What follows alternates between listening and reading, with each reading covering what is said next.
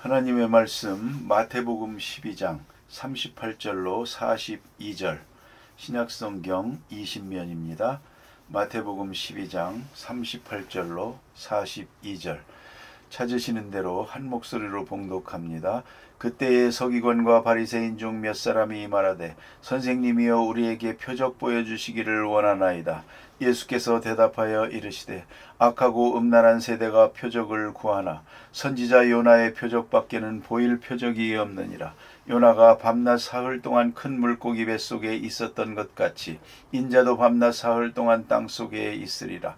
심판때에 니느웨 사람들이 일어나 이 시대 사람을 정죄하리니 이 세대 사람을 정죄하리니 이는 그들이 요나의 전도를 듣고 회개하였음이거니와 요나보다 더 큰 이가 여기 있으며 심판때에 남방 여왕이 일어나 이 세대 사람을 정죄하리니 이는 그가 솔로몬의 지혜로운 말을 들으려고 땅끝에서 왔음이거니와 솔로몬보다 더 큰 이가 여기 있느니라. 아멘. 여기 주신 말씀은 보고도 믿지 아니하며 듣고도 믿지 아니하는 사람들에 대한 심판적인 대단히 중요한 경고의 말씀이 있습니다. 오늘 여기 보니 듣고 회개하였음이거니와 하는 말씀이 있습니다. 이 듣는다는 게 얼마나 귀한 일입니까? 또 하나님이 하시는 역사를 본다는 것 얼마나 큰 특권입니까? 그러나 듣고도 보고도 믿지 아니하면 그건 구원의 길이 없는 것입니다. 하나님께서는 우리를 끝까지 인격적으로 대하십니다. 그래서 듣게 하고 보게 하십니다. 그리고 성령을 주셔서 감동, 감화할 수 있게 합니다. 그래서 듣고 보고 믿고 이게 아주 중요한 과정입니다. 이로써 구원받는 길이 열리게 되고 하나님의 자녀가 되게 되는 것입니다. 그런데 만일에 듣고도 믿지 않는다면 보고도 믿지 않는다면 이제는 더 길이 없는 것입니다. 생각하면 예수님께서 그 능력을 행하실 때 말입니다. 자, 이제 장님을 눈뜨게 하죠. 귀신을 내쫓죠. 죽은 자를 살리죠. 이 많은 사건들. 예수님께서 하신 일, 5,000명을 먹이고 이런 일들이 있는데 이 사건을 다 듣고 보고 하면서도 예수를 믿지 않고 그리고는 또 다른 표적을 구했다는 겁니다. 바리새교인 서기관들이 표적을 구했습니다. 이 표적은 사건으로 나타나는 하나님의 말씀입니다. 귀로 듣는 말씀이 아니고 눈으로 보는 말씀입니다. 그런데 문제는 여기에 있습니다. 그러면 본다고 믿느냐 이겁니다. 오늘 본문에 보는 바와 같이 모름지기 이 사람들은 예수님의 표적을 보았습니다. 그러면 보았으면 이제는 믿어야겠는데 믿지 않고 뭐라고 하느냐? 또 다른 표적을 구합니다. 더 신비로운 표적을 구하고 있단 말입니다. 하나님이 살아계시고 나와 함께 계신다는 표적을 달라는 겁니다. 표적을, 사인을 구하고 있는 것이죠. 그런데 이 표적을 구하는 마음이라는 것은 끝도 없는 것입니다. 그래서 하나님께서 행하신 모든 능력, 그건 능력이요, 두나미스입니다. 그러나 이것을 표적으로 생각할 수 있는 것, 그것은 세메연입니다. 그러니까 사건을 능력을 표적으로 받을 수 있어야 됩니다. 표적으로 읽을 수 있어야 합니다. 그 속에 있는 뜻을 읽으면 표적이고 뜻을 모르면 표적이 아니거든요. 표적이라는 사실 엄격히 말하면 특별한 게 아닙니다. 모든 것이 표적일 수 있습니다. 표적으로 받아들일 수 있는 사람에게는 표적 아닌 것이 없습니다. 정말 꽃 한 송이도 표적이고 풀 한 포기도 표적이고 오늘 우리가 당하는 많은 사건들 어디서 쾅 하고 터져도 그것이 표적입니다. 지진이 났다고 해도 표적입니다. 내가 꼭 지진이 난 현장에 있어야 되는 거 아닙니다. 다른 사람이 하는 걸 보고도 나는 간접적으로 이적을 경험하는 것입니다. 이렇게 우리가 지진을 경험합니다. 그럼 내가 꼭 그걸 경험해야 되겠습니까? 내가 경험하고 이렇다 하면 그런 줄 알지. 여러분은 믿으면 되는 것입니다. 여러분, 사람 죽는 거 수없이 많이 봤습니다. 그러나 내가 안 죽겠다고 한다면 그 사람 정신 나간 사람이죠. 남들 다 죽으면 나도 죽는 것이지. 내가 아직 살아있지만 죽음은 이미 내가 믿고 알아야죠. 그것이 남의 얘기가 아니라는 걸 내가 알아야죠. 그냥 앉아서 내가 죽기 전에는 몰라. 직접 죽어보기 전에는 몰라. 그러면 되겠습니까? 얼마나 미련한 사람입니까? 그래서 하나님의 능력으로 나타난 사건들을 내가 하나님의 능력으로 믿는 순간 그 속에 표적이 있는 것입니다. 그것은 하나의 말씀입니다. 이 말씀을 믿고 읽고 받아들일 줄 알아야 됩니다. 그런데 오늘 성경 말씀에 이 사람들은 그 많은 능력을 직접 보기도 했고 또 경험을 했지만 오늘 또 다른 표적을 구하는 것입니다. 저거 말고 또 다른 표적. 내가 소문 들은 거 말고. 그런 생각을 해봅니다. 그걸 알고 싶으면 예수님 며칠만 따라다니면 알겠는데, 그러나 다른 사람이 안진뱅이가 일어서고 장님이 눈을 뜨고 그것 가지고는 이 사람들이 마음에 차질 않습니다. 어쩌면 내가 죽었다 살아야 되거든요. 그러나 여러분 아시는 대로 죽었다 살아난 나사로가 후에 훌륭한 일을 했다고 성경에 없습니다. 그것도 소용없습니다. 결국은 표적을 믿을 줄 알고 말씀을 들을 줄 아는 것이 그 마음이 중요한 것입니다.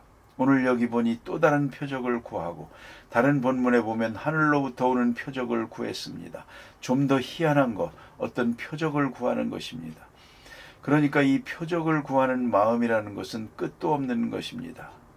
생각을 해야 됩니다. 그래서 지혜로운 사람은 내가 직접 이적을 경험하지 않아도 됩니다. 다른 사람이 하는 걸 보고도 간접 경험을 내 경험으로 삼는 것입니다. 저 사건을 통해서 내게 보여주신 사건으로 생각하는 것입니다. 그걸 잊지 말아야 합니다. 남의 집에 불 났으면 내 집 불단속해야죠. 그것이 지혜라는 것입니다. 그래서 표적은 얼마든지 있습니다. 표적을 바로 이해하는 해동 능력이 없기 때문에 그 받아들이는 또 믿음이 없기 때문에 마침내 저들은 또 다른 표적을 구하고 있습니다. 이 표적 구하는 마음, 의심은 끝도 없는 것입니다. 그래서 예수님 말씀합니다. 이 음란한 세대가 표적을 구하니 그랬습니다. 음란한 세대가 뭡니까? 이것은 두 사람을 사랑하는 것입니다. 이러하기 때문에 저들이 표적을 알 수가 없는 것입니다. 세상도 사랑하고 주님도 사랑하고 이런 두 마음을 가지고 있기 때문에 예수님께서 하시는 역사가 얼마나 귀한 것이라는 것을 저들은 이해하지 못하고 있다는 말입니다. 그래서는 또 다른 표적을 구하고 있습니다. 예수님께서 대답하십니다. 이제는 요나의 표적밖에는 보일 것이 없느니라. 예수님 자신이 요나에 비교했다는 것은 굉장한 희생이요 자기 비하입니다. 요나는 선지자 중에도 아주 못된 선지자입니다. 복음 전하라고 하니까 도망갔던 사람 아닙니까? 니느웨 성의 회개를 위해서 외친 사람이 아닙니다. 망하기를 기대했던 사람이죠. 어쨌든 선지자 중에는 심보가 못된 사람입니다. 어찌 예수님께서 이 사람과 비교하겠습니까? 그러면서 말씀하십니다. 요나가 물고기 속에 사흘 동안 있었다. 나도 땅 속에 사흘 있어야 할 것이다. 이 말의 뜻은 우리가 환하게 알 수 있습니다. 내가 십자가에 죽고 사흘 있다가 부활할 것이다. 그 십자가와 부활, 이 표적 외에는 더 보일 것이 없느니라. 이 말은 좀 더 실존적으로 말하면 내가 표적을 구하느냐? 표적 중에 제일 큰 표적은 부활이요. 그것이 마지막 표적이라는 말입니다. 종말론적 표적입니다. 예수님의 십자가와 부활. 이것도 믿지 않으면 그 다음에는 끝입니다. 이제는 구원받을 수가 없는 것입니다. 그래서 예수님께서 요나가 물고기 속에 있었던 것처럼 내가 무덤 속에 있을 것이고 십자가와 부활이라고 하는 가장 결정적 표적을 보여줍니다. 그러나 이것도 받아들이지 않으면 구원이 없습니다. 여러분, 부활하신 예수를 보았습니까? 빈 무덤을 보았습니까? 그러나 우리는 그것을 믿습니다. 왜요? 본 사람들이 증거해 주었으니까. 본 사람들이 증거해 준 것을 전도 받아서 우리가 믿는 것입니다. 그러면 내가 안 봐도 됩니다. 여러분 다 아시는 어윈 대령이라고 있습니다. 달나라 갔다 왔죠. 그가 비행사 중에서도 아주 비행기를 많이 탄 사람이요. 3년을 훈련을 했답니다. 달나라 가기 위해서. 그가 갔다 오고 한 얘기입니다. 재미있는 것은 달나라에서 보는 지구가 그렇게 아름다울 수가 없었답니다. 육안으로 보는데도. 그럴 것입니다. 우리가 보는 달은 흑백입니다. 그런데 달나라에서 보는 지구는 칼랍니다. 총천연색이랍니다. 만리장성이 보인다고 하고요. 푸르고 파랗고 한 것들이 그대로 전개되는데 기가 막히더랍니다. 그래서 하나님을 찬양하지 않을 수가 없더라. 하나님을 더 가까이 느낄 수 있더라. 그런 얘기를 합니다. 그러면 내가 달나라 안 가도 됩니다. 갔다 온 사람이 증거했으면, 그것을 내가 믿으면 그것이 내 것이 되는 것이죠. 예수께서 십자가에 죽으시고 부활하시고, 이 사건은 부활하신 예수를 내가 직접 손으로 만져보지 않아도 됩니다.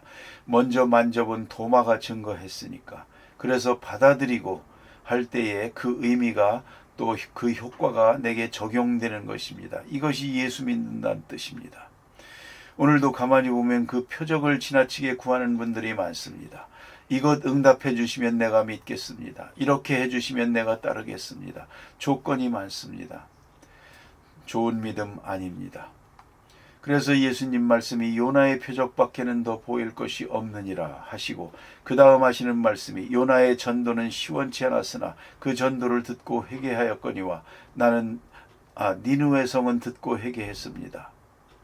그런 거로 오늘도 주님께서 보이신 표적에 대한 증거를 듣고 믿고 구원에 이를 것입니다. 그래서 니느웨 성 사람들이 정죄할 것입니다. 우리는 듣고 구원받았는데 너희는 듣고 안 믿었냐, 그겁니다. 그런가 하면 또 한 사람이 있습니다. 여기 보니 남방 여왕을 말하고 있습니다. 시바의 여왕이죠. 그런데 이 여왕은 솔로몬의 지혜를 듣고 신하들을 데리고 예루살렘에까지 옵니다. 일부러 와서 몇 달 동안 있으면서 지혜를 배웠습니다. 돌아가서 자기 나라를 지혜로 다스렸습니다.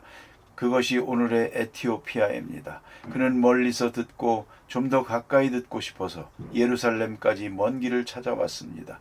지혜를 듣기 위하여 찾아가는 마음, 너무 훌륭한 것 아닙니까? 어떤 사람은 듣고도 안 믿고 보고도 안 믿는데 이 사람은 듣기 위해 찾아갔지 않습니까? 나는 예수님께서 부활하신 다음에 무덤이 비었다 이렇게 되어 있는데, 오늘 성경에 보니까 무덤을 찾아간 사람이 몇 사람밖에 없습니다. 그럼 왜 다른 사람들은 안 갔을까요? 자기도 가봐야지 않습니까? 엠마오로 가는 제자들이 우리는 실망했다 하면서도 여자들이 말하는데 무덤이 비어 있다고 하더라, 이런 얘기하고 있습니다. 참 마음에 안 듭니다. 비었다고 하면 그래 나도 가보자 해야 될 것 아닙니까? 그런데 참 소극적입니다. 좀 더 적극적인 믿음이 필요합니다. 오늘 여기 남방 여인은 솔로몬의 지혜를 듣기 위하여 그 먼 나라에서 예루살렘까지 왔습니다. 그런데 가까운 데서 너는 왜 안 오느냐, 이겁니다. 오늘 여기 주시는 말씀이 뭡니까? 이렇게 남방 여왕은 솔로몬의 지혜를 듣기 위하여 멀리서 왔습니다. 그러니까 이 사람이 말세에 너희를 심판하리라. 나는 멀리 있으면서도 복음을 들었는데 당신들은 왜 가까이 있으면서도 듣지 않았느냐? 할 말이 없지 않습니까? 그래서 솔로몬보다 더 큰 이가 여기 있느니라. 어찌 솔로몬에 비하겠습니까? 그 시원치 않은 요나의 전도도 듣고 믿고 회개해서 구원받았는데, 이 시바의 여왕도 멀리서 와서 복음을 듣고 구원을 받았는데, 너희들은 가까이 있으면서 표적을 보면서도, 지금도 표적 속에 살면서도 또 다른 표적만 구하고 있다. 이 부정적으로 소극적인 이런 믿음 가지고는 구원받을 수가 없습니다. 표적의 극지요 표적의 진실은 바로 예수님의 부활밖에 없습니다. 이것도 믿지 않는다면 다시 길이 없다는 것을 알아야 합니다. 표적을 받아들이고 표적을 읽고 이해하고 그런 믿음이 필요합니다. 기도하십시다.